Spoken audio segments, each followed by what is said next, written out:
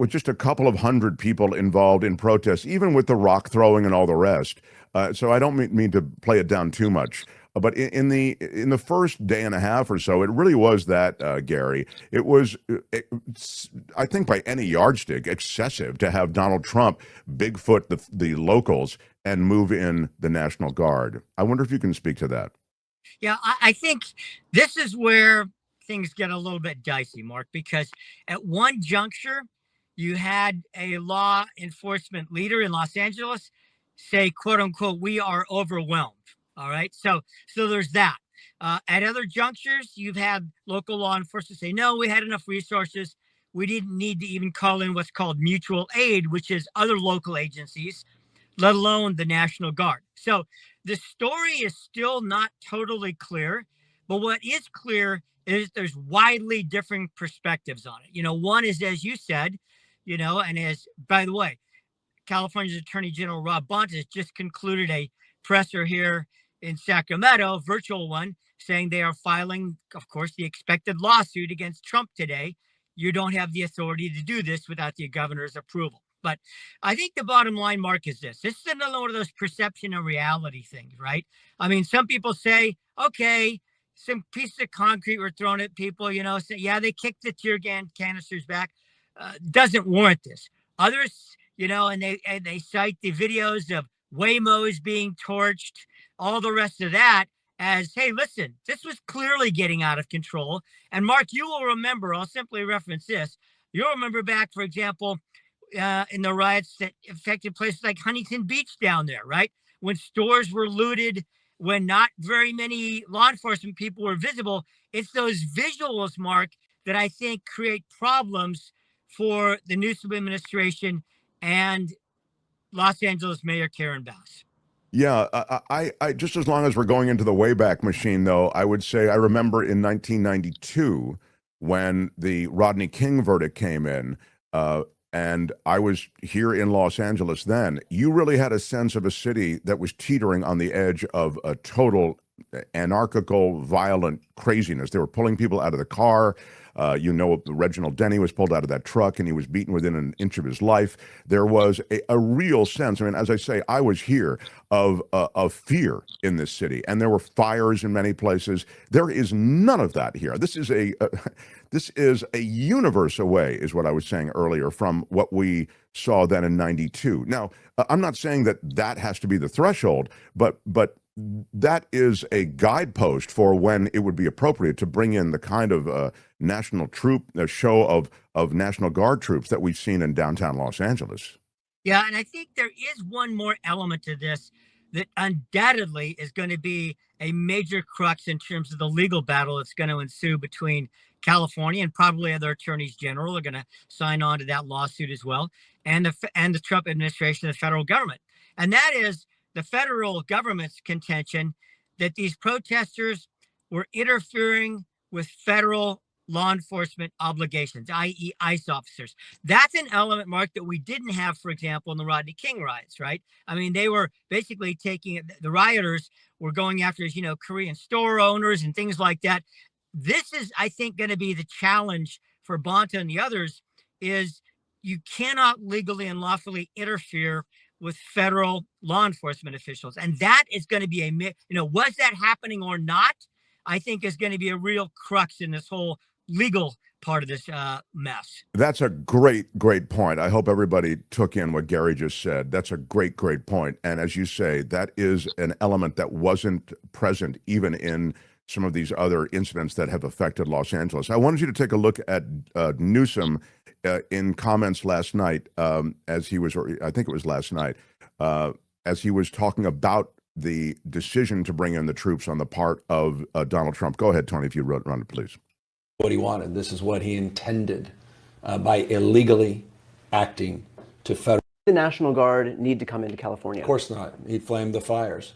This is exactly what he wanted. This is what he intended by illegally acting to federalize the National Guard. We're going to be initiating a lawsuit first thing tomorrow morning, and it did exactly what we told his team it would do. It would inflame the anxiety, it would inflame the conditions, and the most important thing he can do if he wants this thing behind us is to rescind his order and to get back into some semblance of orderly life here that he created. Well, you had mentioned if he wants to reduce tensions, that he will rescind this order. But isn't that the issue at hand here, that he doesn't want? No, he wants. I mean, he's literally created these conditions. He wants to exacerbate the problems. He completely colored them in. He overstated everything. Yeah. So, on some level, I see the prop that Donald Trump is using the troops as. And I say that, and I hearken back, and was mentioning this to folks before, to his first term when he sent troops to the border to meet the caravan, a bunch of T-shirt clad guys who have, walked a jillion miles to get to the border. They're barely making it. They need water and whatever. And you send the military down there. Remember, it was Christmas time. I just thought to myself, God, this guy has no regard for the military. This is, again, my feeling at the time. These guys are real people, and they want to go home and celebrate the holidays too, or at least have some sort of instead, they're being used as a prop to go to the border. On Friday, as this thing started to build, and then on Saturday, as National Guard was sort of brought into positions, I thought to myself, gosh, again, leaving states' rights out of the equation, I just see them being used as a prop again.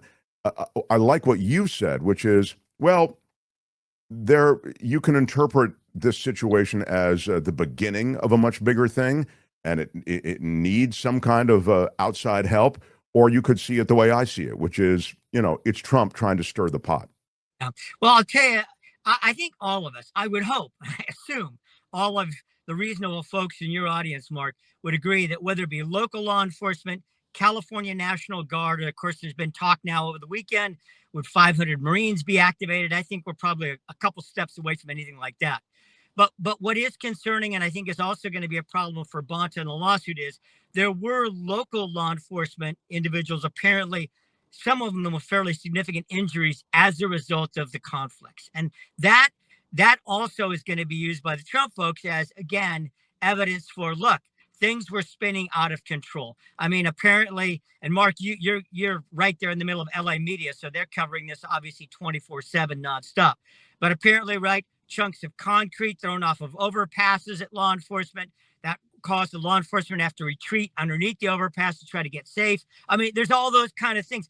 All of that video, all of that evidence, all of the hospitalization records for those law enforcement people that apparently were injured, that's all going to be part of this. And so this is not going to be, I think this is one of these situations, Mark, to be really honest about it, it's going to be not very black and white, right? I mean, it's going to be, well, you know what? Yeah, law enforcement people were injured. Yeah, these guys, that maybe they were interfering with ICE. I mean, that's where this is going to become sticky. There you go. Yeah, Tony's got for those watching, Tony's got the video up now. There are huge, blocks of bricks being thrown down on highway patrol cruisers and highway patrol trucks and law enforcement vehicles. And just to be clear, because we've got the video going, these are agitators who show up to a lot of this stuff. I mean, these aren't necessarily even reflective of, I don't know who they are. So they could be, they could be legit immigration pushback protesters, but most of them are not doing this kind of damage. There's a lot of, as you know, these agitators who show up to all this stuff. It's like a party to them, taking on the cops.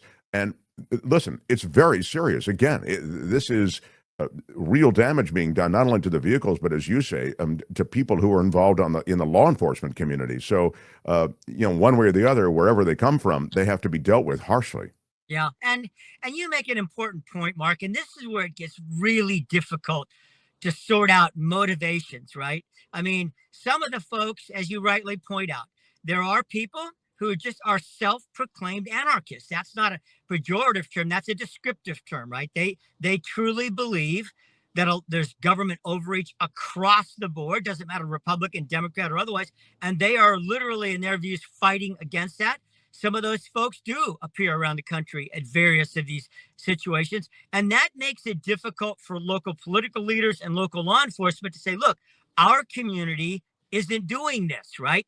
It's others that we haven't even invited in who are taking over this role. There's one other, I think, important point out of the governor's video that you showed, Mark, it is inescapable, and that's the politics of this, right? And sadly, rather than just focusing on, the law enforcement people who were in, obviously, we can see from that video, significant potential harm, and some of them apparently were harmed, and the folks that may have legitimate concerns from a policy perspective and a civil rights perspective and a First Amendment perspective, that can get lost in the rhetorical brick throwing between the president and California's governor. And we saw it in the LA fires. We're seeing it again here.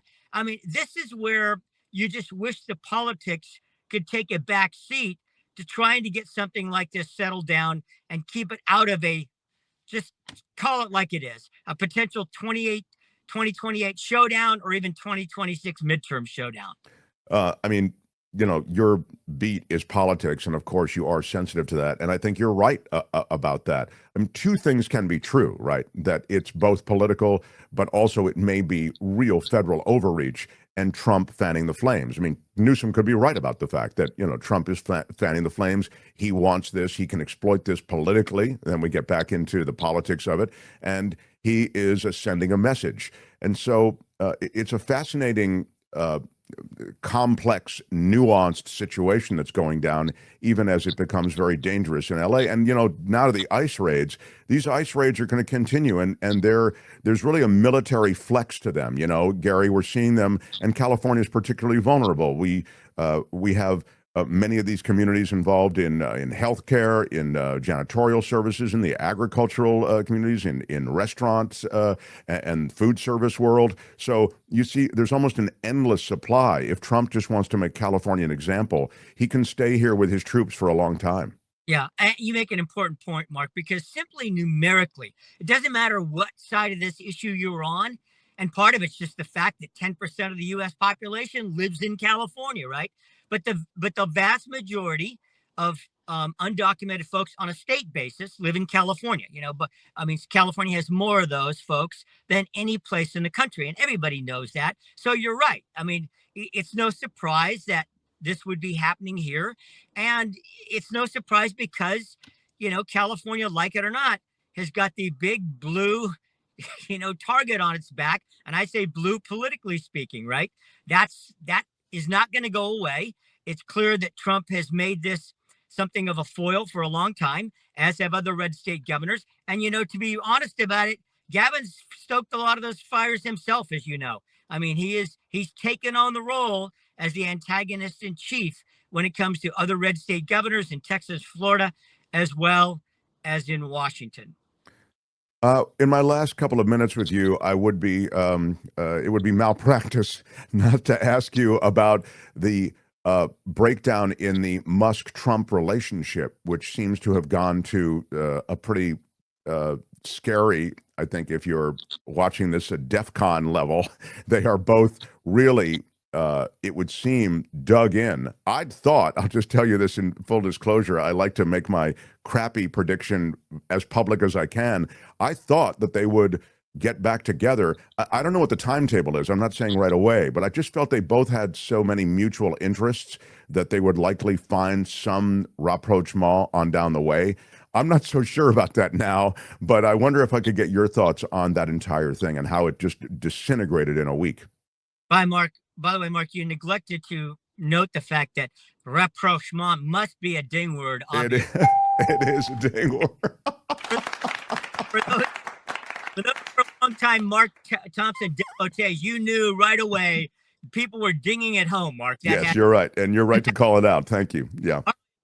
Dorsey, you say that term. Let me say one last thing, if I might, really quickly about our prior conversation, because Sure.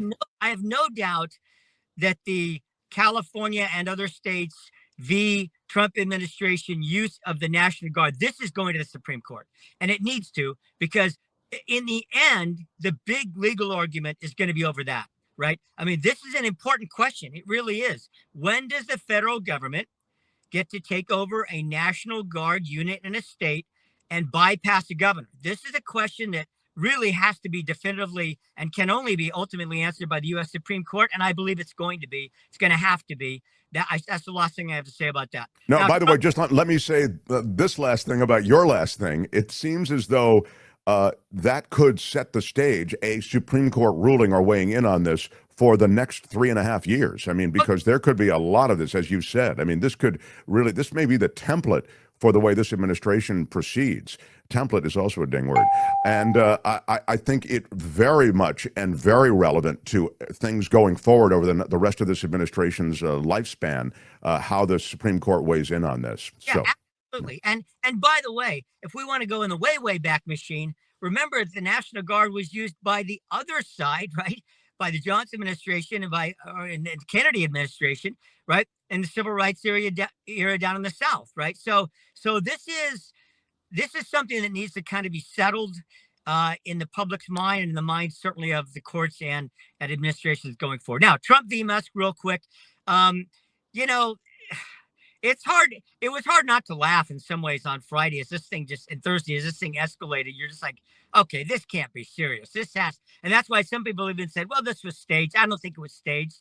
You know, come on. As they've said, it was the richest person in the world and the most powerful guy in the world going at it. Do I think some of the air's gone out of the balloon? Absolutely. Do I think it's gone out of Musk's balloon quicker than Trump's? Absolutely. Why?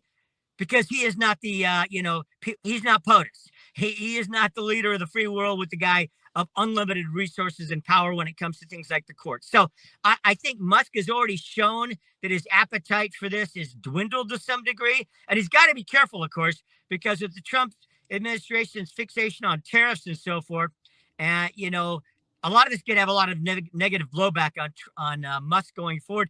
Do I think he's going to stand down his Dragon rocket and not take people back and forth to the space station? No, because I think he really does want to get as best he can as close to Mars as he can get in his lifetime. So I think a lot of that was just bluster. There's been a lot of back channel negotiations, as you probably know already, Mark, or at least conversations between Musk and a lot of Trump people. I don't think you're going to see any rapprochement, to ding again, in the Oval Office anytime soon. I don't think you're going to see Trump inviting him to state dinners and shaking hands. But I do think a lot of the practical implications of this in the next 30 days are going to die down. And I think Trump's going to go back, start talking about rockets and Tesla. And you're not going to see a lot of conversation between these two in the next few weeks. That's my sense. As long as you're talking about what you think is going to happen, tell me what will happen in terms of contracts being pulled. Do you think Trump would pull any of his contracts, or is that threat strong enough that it sort of checks Musk's aggressiveness in Trump's view? I think most of it's going to come down to the threat, just like it has with the tariffs, right? I mean, Sure. the tariffs haven't gone into effect. It's been the threat of them going into effect, right? But I wouldn't put it past Trump if he really feels like Musk is dug in his heels. Look what's happened at my esteemed graduate school of Harvard, right? I mean, some of those contracts apparently are being pulled, right? Some of the money from Columbia was being potentially and may even be withheld. So at least a couple of shots across Musk's bow, not all of the contracts, but maybe a couple of them. I wouldn't put that past Trump. Just to return to the immigration issue that's being played out in sort of a crude way in Los Angeles and in these ICE raids, and in a cruel way, as families are separated and you have this theater of it all, which is just really nauseating. I mean, it's very hard and heartbreaking to watch so many of these scenes proceed. And I think they're deliberately being done in a high-profile way. That's the reason local news is contacted. That's the reason Dr. Phil was there. They're trying to do everything in as high-profile a way as possible. There are multiple reasons for this, but they are advertising, in effect, and they're literally advertising, as you know, on television and radio, the job they're doing and get out of this country while there's still time before we have to arrest you and deport you. So there's that going on, but then you make me think of these universities, and when you reference the war against Harvard and other Ivy League institutions and other university institutions, you make me think about all the researchers who have come here. I mean, these are foreign researchers, foreign students who are doing research on everything from cancer to Alzheimer's, and they are being deported or threatened with deportation, and now they're self-deporting, a lot of them. Chinese students, it would seem to be the latest kind of locus of it all. They seem to be really a big part of the conversation. There is a potential brain drain here, Gary. People used to come to America because it was a place where you could study freely. You know, post-World War II, that's how we ended up with all these Jewish scientists, because they were being persecuted in many of those countries, from Germany to Austria to Poland, et cetera. I wonder if you could speak to that. It's kind of a big issue, but I'd love for you to weigh in on that trend, given this country's disposition to immigrants right now. Well, let me personalize this a little bit, because about 11 months or so from now, I'm scheduled to go back to my reunion at the Kennedy School of Government, where I got my grad degree. And Harvard's student body, the numbers now coming out, about a third are internationals. And at my esteemed institution, the Harvard Kennedy School of Government, now just known as the Harvard Kennedy School, apparently half now of the entering classes are internationals. And I want to tell you, now, look, I mean, it goes without saying, but I'm going to say it.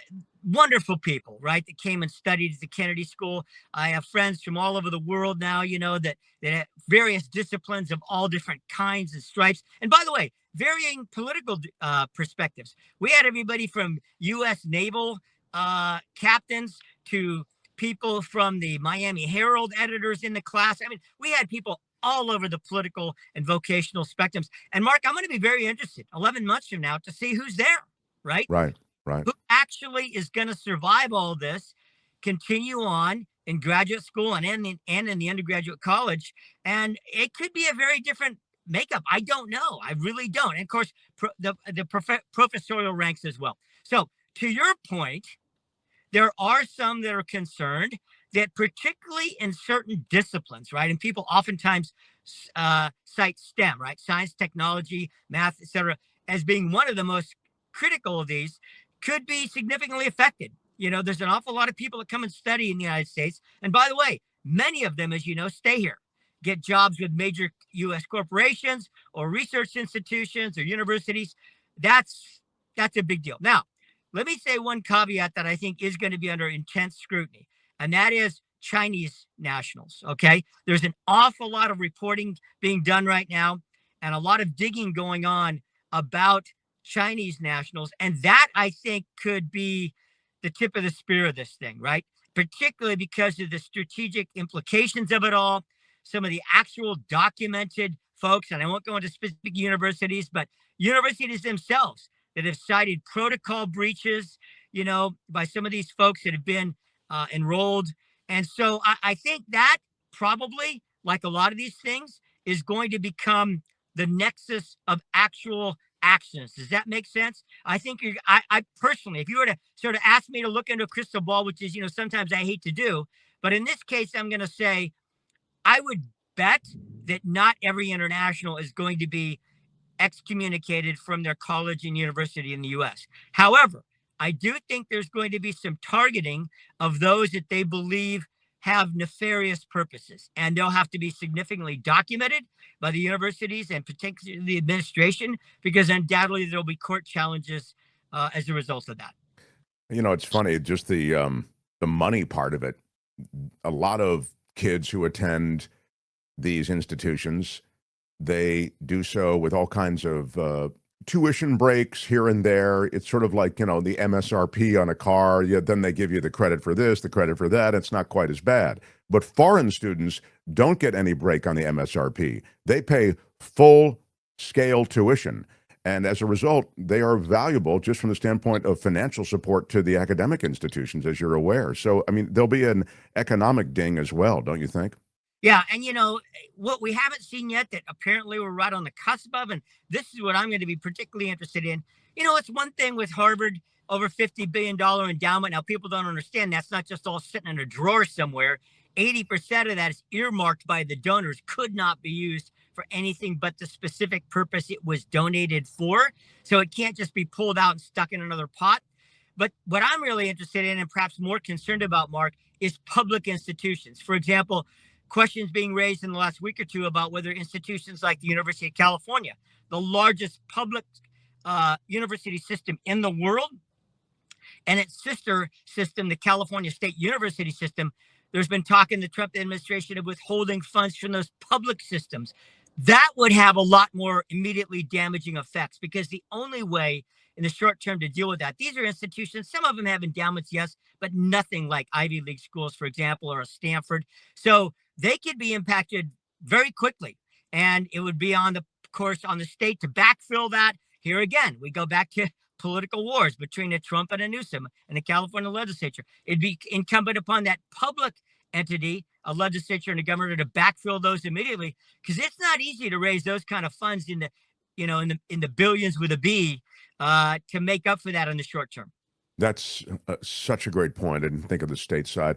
This is just in, and I would love for your comment real quick. Nobody talks about all the other foreign illegals we have, says Phineas. Trump doesn't pick on the Asian, Indian, Middle Eastern. Since when did the Hispanics cause 9/11, by the way?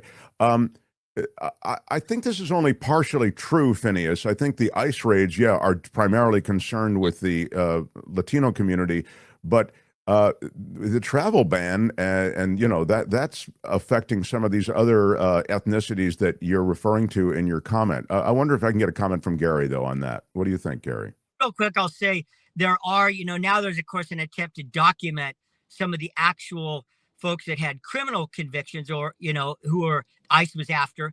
And some of those are, by the way, Asian folks and others. So it's not just limited to Latinos. In California, of course, you have a large Latino population writ large, whether undocumented or not. So they get a lot of the attention. But if you start digging down and drilling down to the numbers, Mark, and I think this is going to be important to do over the next few months, there's a lot of folks who've crossed the border illegally into the United States, many of whom, and sometimes ICE will cite this, sometimes not, from dozens of different countries, right? Sure. Including China, including Middle Eastern countries, including African countries. So truly, it is a global issue. It is not just a north-south border issue. So generous to join us from the road. You can find Gary Dietrich on iHeartRadio and on the CBS television stations and here on Mondays. Thank you, my friend. Appreciate it. Of course, Mark. Have a good Gary Dietrich, everybody. Bravo. I should mention, we're lucky. Gary Dietrich has a segment that's sponsored by Bill Campbell at Remax Gold. If you're relocating into or from Northern California, you got to get in touch with Bill Campbell, highly respected real estate professional. I hope you contacted him if you're even thinking about selling, buying anything in Northern California. Remax Gold and Bill Campbell can do the job for you. Call or text Bill, okay? Bill Campbell's number is 530-448-7474. 530-448-7474. Tell him you heard about it here on the show, and he'll help you out.